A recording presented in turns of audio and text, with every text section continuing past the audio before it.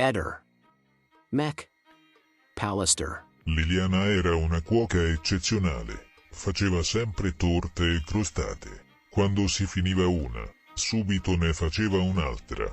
Era solita decorare le torte con l'uvetta, ma sinceramente non ricordo che quella mattina ne abbia mangiata perché ero di fretta e dovevo rispettare certi orari di macellerie e pescherie. Liliana era un'ottima cuoca e faceva dei dolci, delle crostate meravigliose e finito una ne faceva subito un'altra e l'uvetta la usava spesso per costruire un po' queste crostate con altri elementi sempre diversi, proprio per dare il gusto un po'. Liliana ha mangiato l'uvetta quella mattina? Questo non lo so perché io mi sono alzato in fretta, ho bevuto il mio caffè, ho detto Liliana guarda sono in ritardo, era un martedì particolare perché dovevo andare sull'altopiano carsico e perciò nei miei spostamenti devo andare in certi orari per non disturbare le pescherie, le macellerie, tutte queste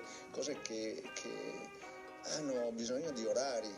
Sono ristoranti che io non posso andare dopo le 11 di mattina. So che aveva il tè ma era ancora caldo, ho detto Liliana guarda bevo il caffè vado avanti e poi me ne sono andato. Che significa vado avanti? Che lei poi doveva raggiungerti magari alla Wind? Il